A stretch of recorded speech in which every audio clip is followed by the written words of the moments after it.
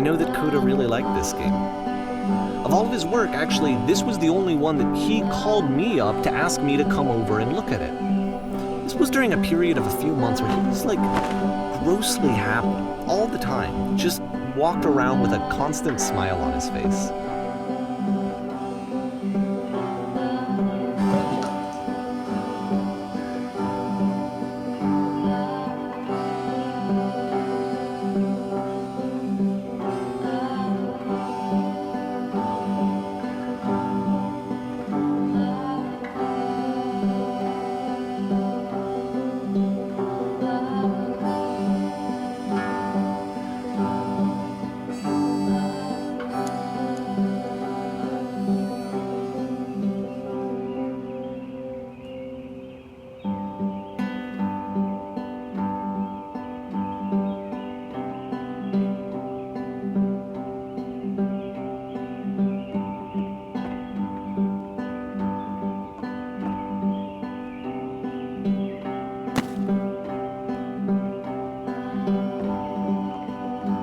I'm glad he made this. I'm glad he found some peace.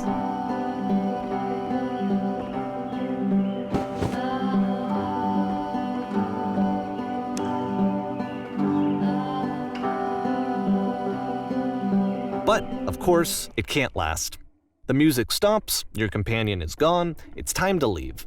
The door at the top of the hill is now open as well.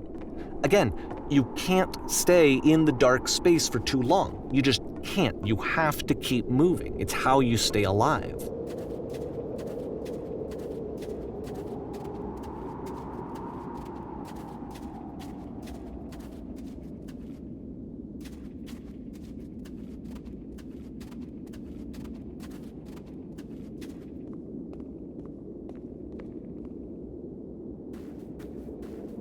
Which is the whole point of the puzzle doors, right?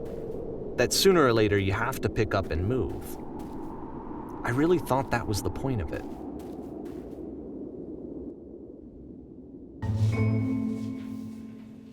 This one gets a bit goofy.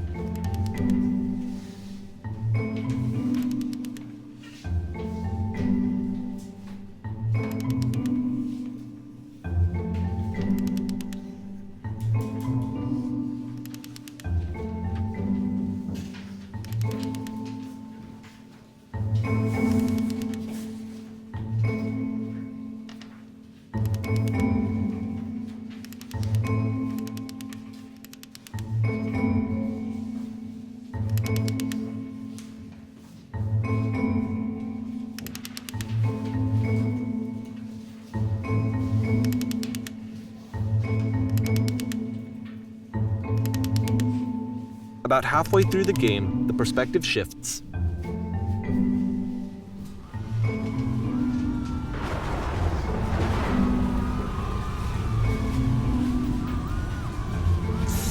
And you play as the teacher. And suddenly, you discover that your teacher is just as bigoted and afraid as you are. Oh, and also you can move around the classroom now.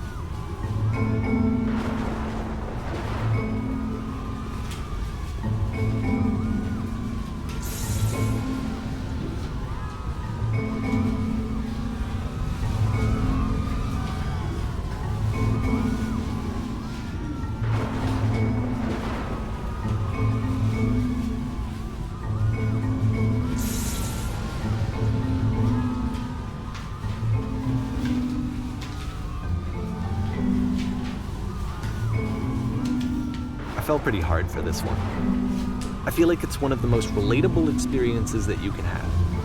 To assume that some other person is perfect and totally fulfilled in every way, and completely miss all of the little flaws that make them painfully human. I think about this game a lot these days.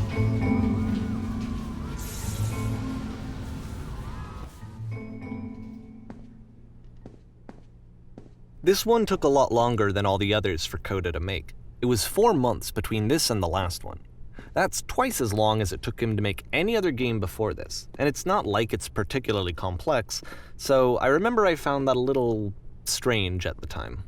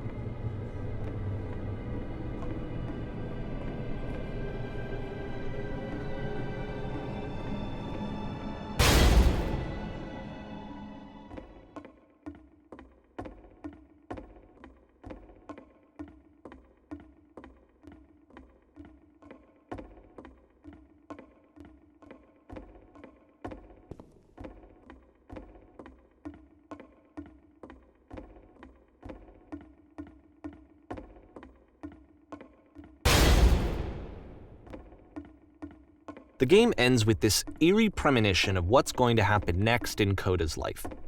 The solution to social anxiety, to fears of having to perform and having to chase success, the answer for Coda is to withdraw, to hide himself away. Which is what leads to scenarios like the stairs that slowed you down several games ago, where it just becomes harder and harder to access Coda's inner landscape because he keeps retreating.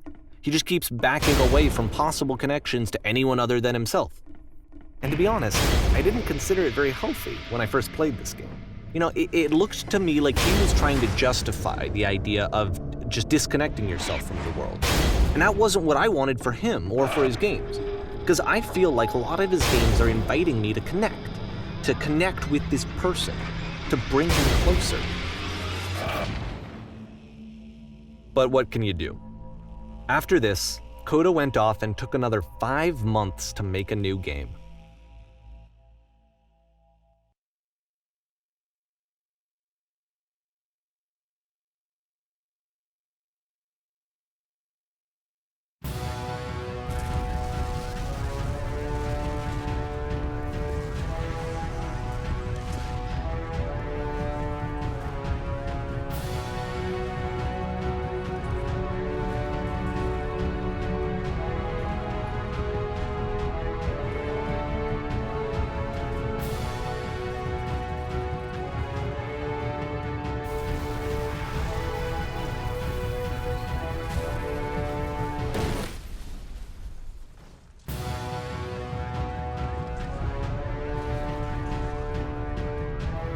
You should probably open your eyes if you haven't already. It's pretty much impossible to solve otherwise. And there is a solution, by the way.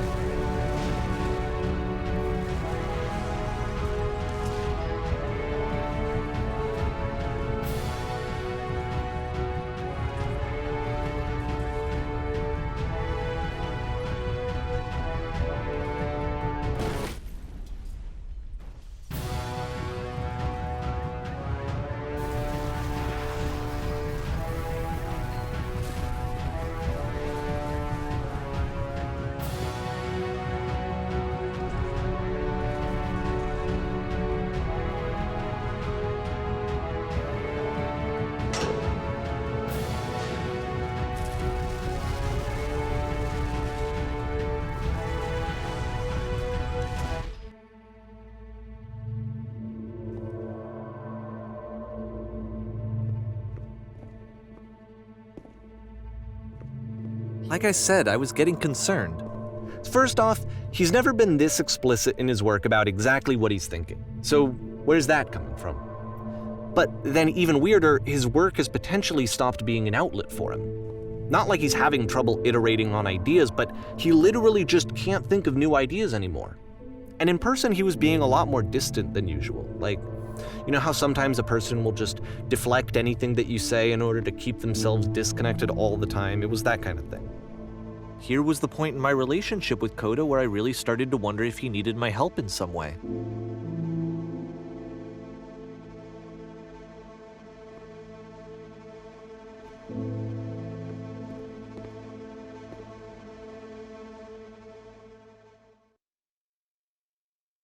His games are going to get more desperate from here on out. After this game, it's almost 6 months before he finishes something new.